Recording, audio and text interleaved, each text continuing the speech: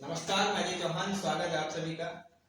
स्कूली दिनों में हम लोग एक सवाल पढ़ते हैं कि माउंट एवरेस्ट की ऊंचाई कितनी होती है। कुछ लोगों ने इसको एग्जाम में भी फेस किया होगा, लेकिन आज मेरे साथ एक ऐसी शख्सियत है जिन्होंने स्कूली दिनों में ही माउंट एवरेस्ट को फतेह कर दिया है।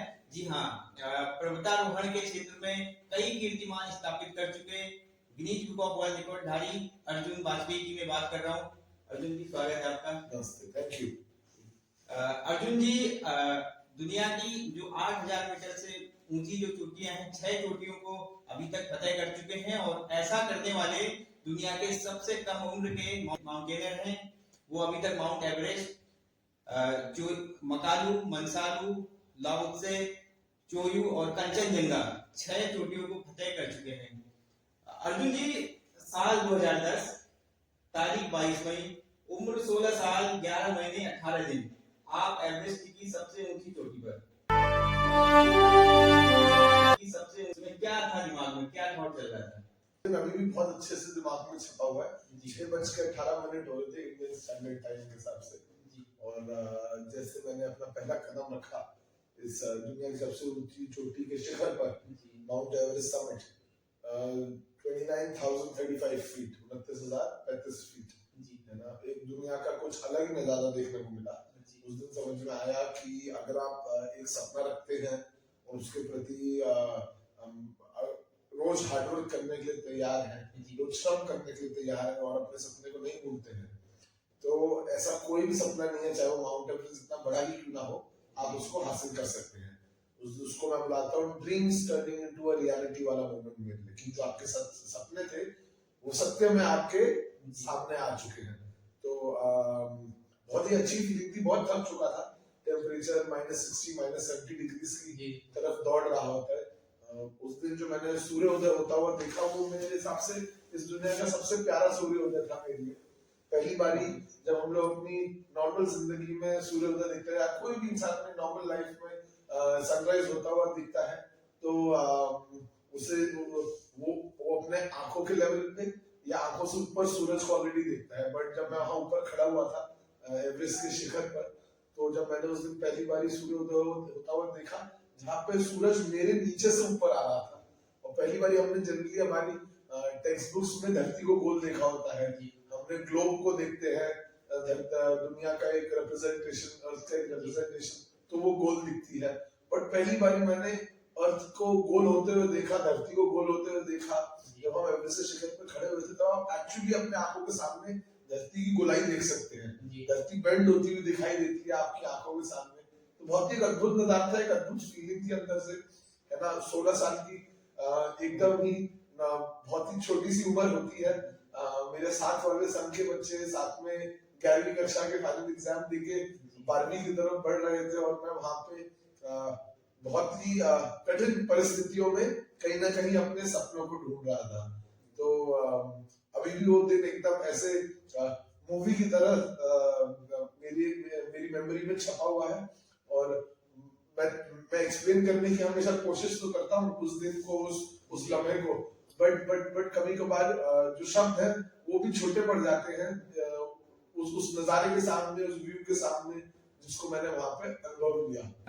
अर्जुन जी, जैसे आप माउंटेनियरिंग की शुरुआत कहाँ से हुई?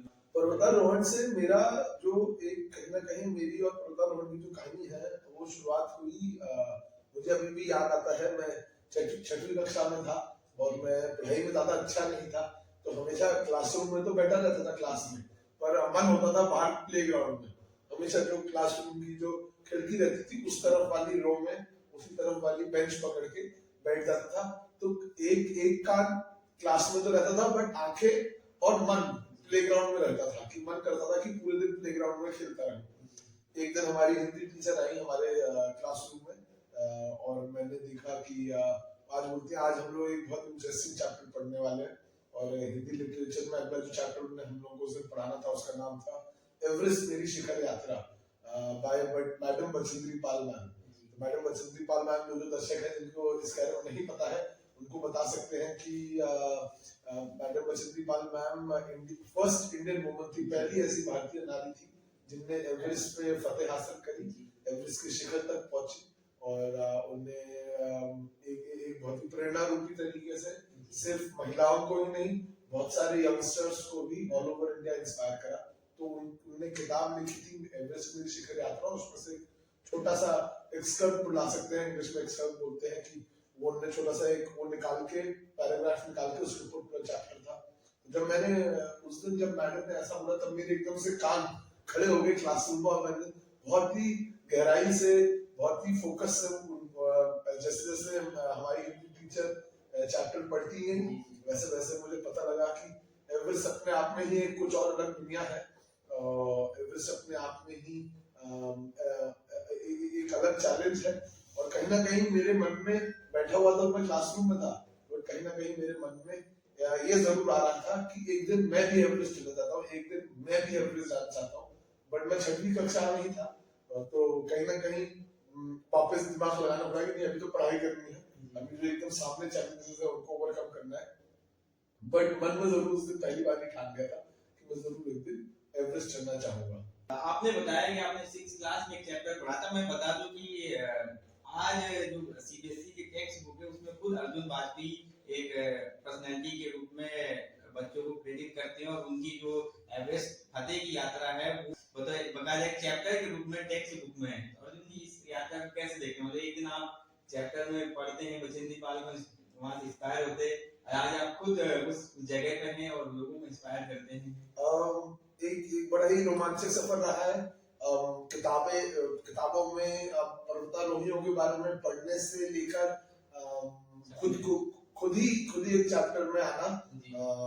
आज की डेट में चौथी क्लास में हिंदी की टेक्स्ट बुक हो गई, 6वीं क्लास में इंग्लिश लिटरेचर हो गया, 8वीं कक्षा में इंग्लिश लिटरेचर हो गया। तो अलग अलग क्लासेस में आज मेरे ऊपर भी चैप्टर है। मैं इसको लोगों को बताता हूँ कि ये है पावर ऑफ ड्रीम्स, कि जो सपनों में एक ताकत होती है, ये उसको दर्शाता है कि कभी भी कोई भी सपना छोटा नहीं होता, कभी भी कोई सपना बहुत बड़ा नहीं होता। अगर आप इसकी कल्पना कर सकते हैं तो आप इसको रियलिटी में भी लेके आ सकते हैं। तो कहीं ना कहीं मैं इसको मानता हूँ कि सपनों में ऐसी क्षमता होती है, ऐसी एनर्जी होती है, ऐसी पावर होती है कि वो कहीं ना कहीं अपना काम खुद कर रही होती है। और मतलब इसको बोलने से ज्यादा अच्छा महसूस कर सकते हैं कई बार। परंतु मैं इस पूरे चक्रव्यूह को from reading a chapter two becoming a chapter को मैं बुलाता हूँ पावर ऑफ ड्रीमिंग, कि सपनों की इतनी क्षमता होती है कि वो आपको एक चैप्टर पढ़ने से लेके आपको चैप्टर बनने तक आपको ले जा सकते हैं। माउंटेनिंग से पहले आपकी जो ट्रेनिंग रही थी वो कितने टाइम की थी, किस तरीके की ट्रेनिंग थी? क्योंकि मेरे ख्याल से आप तब 14-15 साल के होंगे जब आप ट्रेनिंग कर रहे होंगे, तो उस दौर में वो जो एक टफ फिजिकल ट्रेनिंग, उस मेंटल स्ट्रेंथ से जाना, उसके बारे में थोड़ा। तो आज जितने भी दर्शक हम लोगों को यहाँ देख रहे हैं इस इंटरव्यू में भी मैं सभी को बताना चाहूंगा, जिनको पर्वतारोहण, आउटडोर्स, एडवेंचर एक्टिविटीज में थोड़ी सी रुचि है, जो इस डायरेक्शन में, इस पथ पे चलना चाहते हैं, हम लोग बहुत ब्लेस्ड हैं। हम लोग को भगवान को थैंक यू बोलना चाहिए कि हम ऐसे देश में पैदा हुए हैं जहाँ पे पूरी एक हिमालयन रेंज, जिसको हम लोग बुलाते हैं, जो काराकोरम से शुरू होती है और ऑल द वे ईस्ट तक जाती है। नॉर्थ में काराकोरम, कश्मीर होते हुए लेह लद्दाख को पार करते हुए तिब्बत होते हुए ऑलमोस्ट ईस्ट तक जाती है। इसका काफी बड़ा जो हिस्सा है ये इंडिया का पार्ट है। क्योंकि ये इंडिया का पार्ट है, भारत सरकार ने बहुत अर्ली, हमारे जो प्राइम मिनिस्टर्स रहे हैं, पहले हिंदुस्तान के पहले प्रधानमंत्री जो रहे हैं जवाहरलाल नेहरू जी ने ऐसे इंस्टीट्यूट्स की स्थापना करी हुई है ऑलरेडी इंडिया में, जहाँ पे आप जाके पर्वतारोहण के लिए ट्रेनिंग ले सकते हैं। कुछ ऐसे इंस्टीट्यूट्स जिनका मैं नाम लूंगा, उत्तराखंड में NIM करके है, नेहरू इंस्टीट्यूट ऑफ माउंटेनियरिंग, जो उत्तरकाशी में स्थित है। मैंने अपनी ट्रेनिंग वहां से करी थी। दार्जिलिंग की तरफ अगर आप चले जाएंगे ईस्ट की तरफ, तो HMI करके है, Himalayan mountaineering institute, Tenzing Norgay जैसे बहुत महापुरुष ने उसकी स्थापना करी हुई है। फिर हिमाचल प्रदेश में आप देखने जाएंगे तो अभिमास करके है, Atal Bihari Institute of Mountaineering and Allied Sports. Kashmir की तरफ जाएंगे तो IISM करके है, Indian Institute of Skiing and Mountaineering. ये सारे जो इंस्टीट्यूट है ये केवल सिर्फ सिविलियंस के ही नहीं, पर एक ट्रेनिंग के बदौर पे बहुत बड़ा पर्पस सर्व करते हैं, जहाँ पे हमारी इंडियन आर्मी, नेवी, एयरफोर्स जैसे जो रक्षा करने वाले वेरियस ट्रूप्स हमारे, उनकी भी ट्रेनिंग में मदद करते हैं, उनकी भी ट्रेनिंग में योगदान करते हैं। तो ट्रेनिंग का सफर भी अपने आप में बहुत रोमांचक रहा था, अपने आप में बहुत प्रेरणा रूपी रहा है। जब मैं 14 साल का था तब मैंने अपने आप को बेसिक माउंटेनियरिंग कोर्स में एनरोल करा था। ये साल होगा 2009 2008 की बात है ये। और मैं जब पहली बार वहां गया था तब काफी अलग फ्रेम ऑफ माइंड से गया था। 10वीं के बोर्ड्स की परीक्षा खत्म हो चुकी थी और मुझे पता था कि मुझे बड़ा क्लैरिटी थी बचपन से, अगर कुछ करूंगा अपने जीवन में तो ये 2 हाथ और इन 2 पैरों से करूंगा। थोड़ा सा दिमाग से कमजोर था, दिमाग से कमजोर मायने की एकेडमिक जो स्टडी जिसको बुलाते हैं उसमें इतना इंटरेस्ट नहीं रहता था। रिटेंशन पावर अच्छी थी, जिस चीज में इंटरेस्ट लेता था उस चीज की सारी दाएं बाएं ऊपर नीचे सब चीजों की रिसर्च करके वो सब चीजें याद रहती थी। जिस चीज में इंटरेस्ट नहीं था, अगर कोई बोल दे कुछ काम करने के तो वो मैं नहीं कर पाता था। मन से जो करता था उसमें सब कुछ बिल्कुल ही डूब जाता था उस ऐसी चीज में। तो साल हो गया 2008-2009 की बात है। मैं बेसिक माउंटेनियरिंग कोर्स के अपना 10वीं की परीक्षा देने गया और फिर वहां जाके मैंने देखा कि मेरे जैसे टेंडेंसी रखने वाले, मेरे जैसा स्वभाव रखने वाले और भी मुझे यंगस्टर मिले। अलग अलग भारत के देश से आए हुए, अलग अलग बैकग्राउंड से आए हुए, अलग अलग परिस्थितियों से आए हुए यंगस्टर्स थे। और उनके साथ मैंने देखा अरे ये तो पूरी बंदरों की वानर सेना सी है, चढ़ने के लिए दौड़ने के लिए कहीं से भी फटाफट रस्सी के सारे उतरने में एकदम तेज। तो तब मुझे समझ में आया अरे पर्वतारोहण होता क्या है, पर्वतारोहण का ABCD जानना, पर्वतारोहण की टर्मिनोलॉजी से वाकिफ होना, पर्वतारोहण की निटी-ग्रिटी समझना, मैप रीडिंग, सर्वाइवल स्किल्स, जो जो चीजें बैक पैकिंग से लेके बैग को आप पैक कैसे करते हैं, क्या क्या इक्विपमेंट की जरूरत होती है, एक एक चीज की नॉलेज मुझे NIM Nehru institute of mountaineering Uttarkashi में दी। और फिर सब इतनी आसान नहीं होती ट्रेनिंग। 40-50 किलो के हमारे बैकपैक्स रहते हैं, मूवमेंट रोज के 12-12 13-13 घंटों के रहते हैं, 28 दिन 30 दिन तक की आपकी ट्रेनिंग चलती है। और उसमें मतलब अच्छे से, जैसे बोलते हैं आर्मी के टर्मिनोलॉजी होता है रगड़ा लगना, अच्छे से रगड़ा लगाते हैं। और उसमें फिर जब मेरा पहली बार अल्फा ग्रेडिंग आई तो मैं काफी मोटिवेट हुआ और उसी साल फिर से मैंने अप्लाई कर दिया एडवांस माउंटेनियरिंग कोर्स के लिए। तो कहीं ना कहीं अंदर से वो जो एक सपना था एवरेस्ट के शिखर तक पहुंचने का, वो अभी भी बहुत ही तेज जल रहा था मेरे सीने के अंदर, उसको मैंने भूला नहीं था। तो कहीं ना कहीं मैं उसको चेस कर रहा था। बट कॉन्फिडेंस आया एडवांस माउंटेनियरिंग कोर्स करने के बाद, जब मेरे सब के इंस्ट्रक्टर्स ने मुझे बोला कि नहीं तुम अर्जुन, तुम में कुछ बात अलग है, तुम में जोश कुछ अलग है, तुम हाई ऑल्टीट्यूड में लोअर ऑक्सीजन लेवल में ज्यादा अच्छे से अडेप्ट कर पाते हो, और जो तुम्हारी नेवर गिव अप स्पिरिट है वो बहुत स्ट्रांग है ना, कभी हार नहीं मानने वाली, जिसको हम आग बुलाते हैं अंदर से। तो तब मेरे अंदर काफी कॉन्फिडेंस आया। फिर मैं घर वापस आया अपना एडवांस कोर्स करने के बाद, और घर पे तो मम्मी रोटी बना रही थी शाम को, पापा अपना काम फैक्ट्री से वापस आए हुए थे। तो मैं बैठे बैठे और ये ऐसी हालत थी कि मतलब 10th में जस्ट बैरली पास हुआ हूँ, मेरे आए थे 52%। तो तब तक रिजल्ट आ गया था एडवांस माउंटेनियरिंग कोर्स में वापस करता हूँ। तो मम्मी बोलो मम्मी मैंने एवरेस्ट चढ़ने जाना है। मम्मी वही तरह से उल्टा घूम के देखती है, मम्मी बोलती कि मतलब चांद पे तो मुझे भी जाना है, बट चांसेस मेरे चांद तक पहुंचने के ज्यादा है जहां तक तुम एवरेस्ट बेस कैंप में नहीं पहुंच पाओगे, है ना। फिर पापा की तरफ मैंने देखा, पापा हमारे रहे हैं पुराने आर्मी के सर्विसमैन, एंड वो अपने टाइम में वो पैराट्रूपर रह चुके हैं। उस टाइम पे 3 ही पैरास की यूनिट रहती थी, फर्स्ट, थर्ड एंड 5। तो फर्स्ट पैरास में भी वो बड़े स्पेशलाइज्ड यूनिट में थे, SMU यूनिट आती थी, सोसाइटी मिशन यूनिट। तो मुझे पता है कि उनके अंदर भी कहीं ना कहीं जो मेरे अंदर ये एडवेंचर का जो कीड़ा है, ये कहीं ना कहीं उन्हीं से आया है। तो मैंने उनकी तरफ देखा और पापा प्लीज कुछ तो इस घर में पता करते हैं कैसे जाते हैं। तो पापा के एक कोर्समेट थे जो अब एक IISM करके जो गुलमर्ग में इंस्टीट्यूट है, उसमें प्रिंसिपल के रूप से जुड़े हुए थे। तो उनसे जब बात हुई पापा की, तब पता लगा एक काफी बड़ा चैलेंज सामने आया कि एवरेस्ट चढ़ना तो ठीक है, एवरेस्ट चढ़ना चाहता है। पहली बात तो उस टाइम पे कोई भी 16 साल 15 साल के लड़के ने कभी पूरी दुनिया में ऐसा नहीं सोचा था कि एवरेस्ट चढ़ना। तो एक तो माइंडसेट वाला जो फाइट होती है टैबू, क्या ये पॉसिबल भी है, और दूसरी चीज थी एक बड़ा ही रियलिस्टिक चैलेंज की एवरेस्ट चढ़ने में 30 से 35 लाख रुपए का खर्चा आता है। तो एक रिटायर्ड आर्मी ऑफिसर जो अपने रूप में कहीं ना कहीं अपनी लाइफ की स्ट्रगल में फंसे हुए थे कि फैक्ट्री ढंग से रन होती नहीं थी, उनके अपने अपने एज अ पेरेंट चैलेंजेस थे। मम्मी के लिए तो साफ साफ बोले, जैसे 35 लाख रुपए सुना, उन्होंने बोल दिया कि इतने में तो मैं अपनी बेटी की शादी करवा दूंगी, है ना। 35 लाख रुपए, अभी तुम्हारे 10वीं में नंबर नहीं आ रहे, कॉलेज में एडमिशन लेने जाओगे तो डोनेशन देनी पड़ेगी, शायद तब कोई तुम्हें दाखिला देगा, उसके बगैर तुम्हें स्कॉलरशिप तो मिलने नहीं वाली है 50% लाके। तो बड़े ही रियलिस्टिक चैलेंजेस थे। बट कहीं ना कहीं बोलते हैं ना, जब आप किसी चीज को पूरे दिल से चाहो, पूरी कायनात उसको आपको लाने में, जोड़ने में मदद करती है। तो ऐसा ही कुछ मेरे साथ हुआ। मैं रोज सुबह उठ के मेहनत करता था, मैं रोज सुबह उठ के जिम जाता था, मैं रोज सुबह उठ के अपनी ट्रेनिंग करता था, जो भी बेस्ट पॉसिबल वे था, जो भी बेस्ट पॉसिबल चीज मैं अपने आसपास देख पाता था, उससे अपनी ट्रेनिंग करता था। और कहीं ना कहीं मैं इस बारे में बात करने की कोशिश करता था लोगों से, बट नेटवर्क बड़ा लिमिटेड था, लोग कोई पहचानता नहीं था, कोई भी जानता नहीं था, सब यही जानते थे कि नॉर्मल एक लड़का है अर्जुन नाम का, ये अपनी ट्रेनिंग करता रहता है, इसको आउटडोर्स का बहुत शौक है, स्पोर्ट्स खेलता है। तो ऐसा ही कुछ मेरे साथ हुआ। एक दिन मैं स्कूल में था और स्कूल में 10th की परीक्षा सब खत्म हो चुकी थी, तो प्रिंसिपल मैम ने बुलाया था, अच्छा तुम एक महीना अभी छुट्टी लेके गए हो, बताओ वहां से कोई पिक्चर दिखा, कुछ दिखाओ। तो दिमाग थोड़ा तेज चलता था हमेशा से। तो वो जब मैं प्रिंसिपल मैम के रूम में बाहर खड़ा हुआ था, तब एक जर्नलिस्ट, एक पत्रकार थे, यंग पत्रकार थे, वो सारे टॉपर्स की लिस्ट लेने आए हुए थे कि अच्छा नोएडा के कौन कौन सफल टॉपर्स रहे हैं।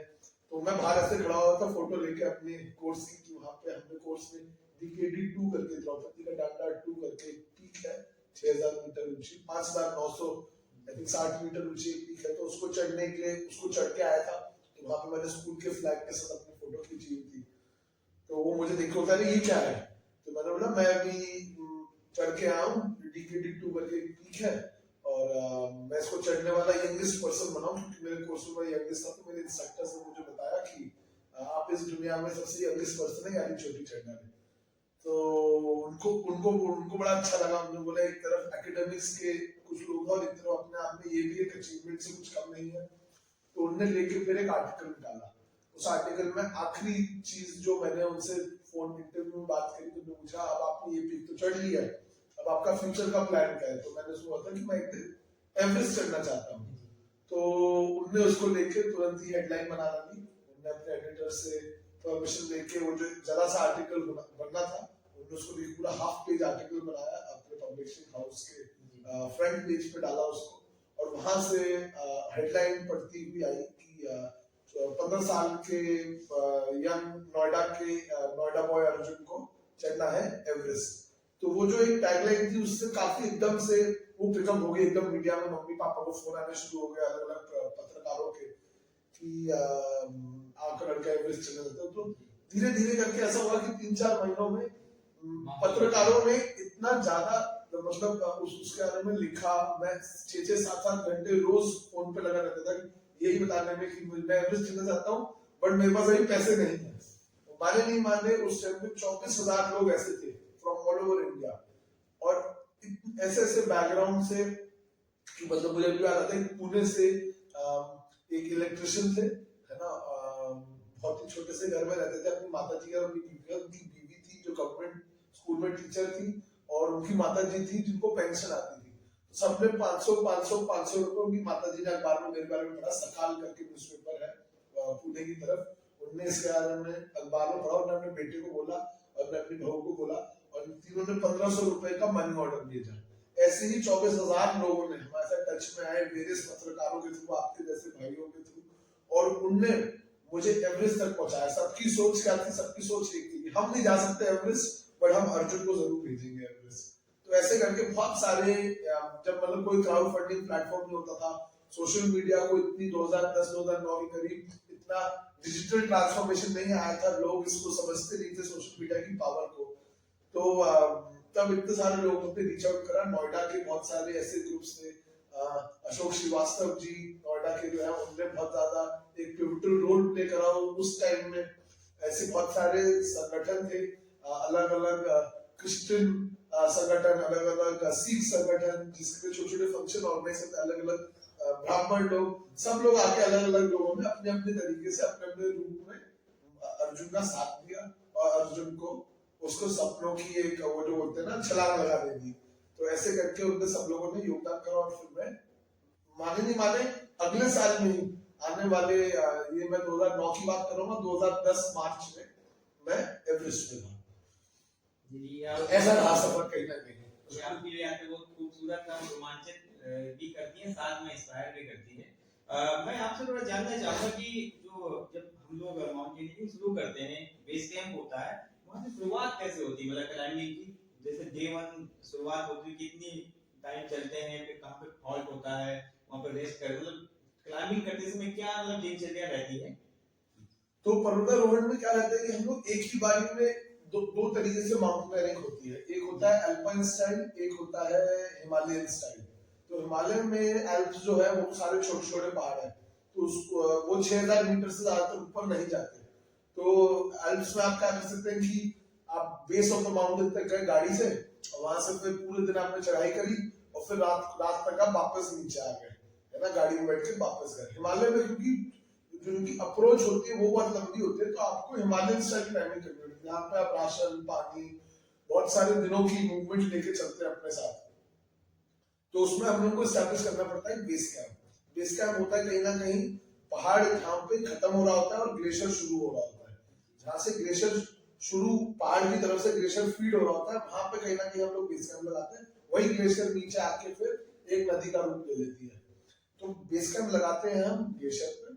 ग्लेशियर से जब आपको ऊपर जाना पड़ता है, क्योंकि ग्लेशियर से भी जो टॉप का रास्ता है, पहली बात है ग्लेशियर तक पहुंचने में आपको इंडिया में कहीं ना कहीं 5 से 6 दिन लग जाते हैं, कोई भी आप कहीं पे भी रीजन में देखें, क्योंकि जो रोड हेड्स होते हैं वो बहुत पीछे खत्म हो जाते हैं, रोड्स ही बहुत पीछे ही खत्म हो जाते हैं, तो वहां से ट्रैकिंग करते हुए ऊपर आना होता है। ये वाले सफर में हमारे साथ बहुत सारे पोर्टर लोग, बहुत सारे खच्चर, अलग अलग रीजन के हिसाब से, कुछ जगहों पे घोड़े चलते हैं तो कुछ जगहों पे याक चलते हैं, तो इन पे हैवी लोड सारा डाल के बेस कैंप पे डंप हो जाता है। जहां जहां पे पोर्टर और याक भी नहीं होते, वहां पे हम लोग हेलीकॉप्टर का यूज करते हैं कि लास्ट गांव से ग्लेशियर तक पहुंचने को कई बार हेलीकॉप्टर भी सारा सामान डंप करता है। फिर जब सारा हमारा खाना पानी, रहने का व्यवस्था, गैस, जो जो चीज हम लोगों को सर्वाइव करने के लिए चाहिए वो ग्लेशियर पर पड़ जाती है। फिर जब माउंटेनियर्स और हमारे जो प्रोफेशनल माउंटेन गाइड होते हैं हिमालयन रीजन में, उनको बुलाते हैं। मोस्टली एक ट्राइब है जो बड़ा प्राइड लेके इस हिसाब में काम करती है, उनको शेरपास बुलाते हैं। शेरपास एक कोई नाम नहीं है गाइड्स में, वो सब अपने प्रोफेशनल गाइड्स होते हैं। जरूरी नहीं कि सारे जो लोकल प्रोफेशनल माउंटेन गाइड हो वो शेरपा हो, बट एक तरीके से एक कॉन्नोटेशन सा बन गया, एक स्लैंग सा बन गया, जिनको हम लोग शेरपास बुलाते हैं। असल में होते सारे प्रोफेशनल गाइड हैं जो इन पर्वतों और इस रीजन से बड़े वाकिफ होते हैं, उनको पता है कि कौन सा रूट लेना चाहिए, कौन से गांव होते हैं, कहाँ से निकलना चाहिए। तो वो एक्सपर्ट्स होते हैं हमारे, जो कहीं ना कहीं हम लोग को गाइड करते हैं। तो हम लोगों की टीम बनती है, जैसे अगर 8 क्लाइंबर है एक टीम में, तो 8 उसमें प्रोफेशनल माउंटेन गाइड्स होते हैं, लोकल लोग होते हैं जो हम लोग को मदद करते हैं, जिनको पहला अनुभव होता है इस चीज को चढ़ने वाला। तो ऐसे छोटी सी टीम बन जाती है 8 क्लाइंबर्स और 8 प्रोफेशनल गाइड्स की। हम लोग फिर बेस कैंप एस्टैब्लिश करते हैं। फिर वहां से, क्योंकि सफर फिर से बहुत लंबा होता है टॉप तक का, डिपेंडिंग ऑन लास्ट हिस्ट्री, पहले के पर्वतारोहियों ने क्या क्या जर्नल्स लिख के लॉक कर रखा है, तो हम लोग उसके हिसाब से मूवमेंट प्लान करते हैं। अब जो मूवमेंट रहता है बियॉन्ड बेस कैंप वो काफी कठिन रहता है, काफी चैलेंजिंग रहता है, ट्रैकिंग नहीं होती, उसको हम क्लाइंबिंग बुलाते हैं, माउंटेनियरिंग का रूप देते हैं। माउंटेनियरिंग जब मैं बोलता हूँ काफी टेक्निकल हो जाती है क्लाइंबिंग, क्योंकि स्टीप आइस सेक्शंस होते हैं, रॉक पैचेस होते हैं, सीधा तो कुछ होता ही नहीं है। सीधी लाइन भी जो एक चीज हमारा कॉन्सेप्ट है, फ्लैट फ्लोर, ये बड़ा मैनमेड है, ये कहीं ना कहीं बड़े टेक्निकल रूप में देना मैनेड है। हाँ, नेचर में कोई भी चीज सीधी नहीं होती कभी, सब कुछ उबड़ खाबड़, यहाँ वहाँ टेढ़ा मेढ़ा सब कुछ ऐसे होता है। तो उसमें से रूट्स निकालना, और हम होते हैं चींटी की तरह, अगर आप पर्वत के अगेंस्ट में देखें तो रूट फाइंड आउट करना।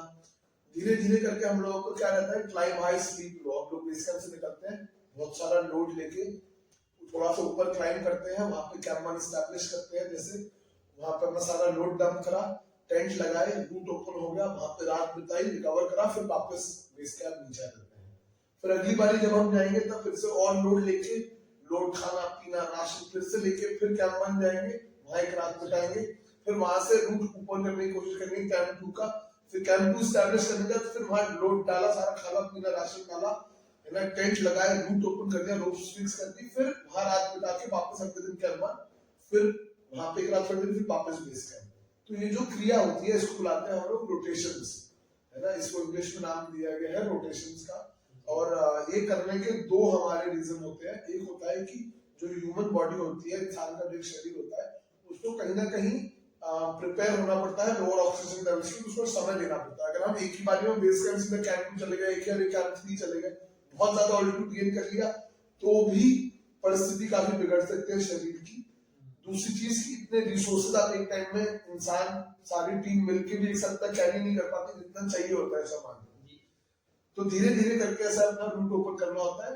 ये हम लोग जो करते हैं क्रिया, ये 7000 मीटर तक करते हैं कहीं ना कहीं, स्पेशली 8000 मीटर की जब चोटियां चढ़ने की हम बात करें। 7000 मीटर के बियॉन्ड इंसान का शरीर एक्लेमेटाइज नहीं करता, उल्टा 7000 मीटर के बियॉन्ड इंसान का शरीर डी एक्लेमेटाइज होना शुरू होता है। जितना समय आप ऊपर स्पेंड करें उतना ज्यादा आपका एक्लेमेटाइजेशन का मतलब होगा adaptability to lower oxygen level, की कम से कम ऑक्सीजन में आपका शरीर एक्लेमेटाइज करता रहता है। 7000 मीटर के बियॉन्ड आपका शरीर एक्लेमेटाइज नहीं करता, तो हम जल्दी जल्दी मूवमेंट प्लान करते हैं। तो जल्दी कैंप 2 कैंप 3 तक ये रोटेशन चलती है। जो आखिरी कैंप लगता है उसमें कम से कम समय स्पेंड करना होता है। तो लास्ट कैंप 3 एस्टैब्लिश करने के बाद एक क्रिया ऊपर नीचे रुक जाती है ना, उसका सिर्फ एक पुश लगता है।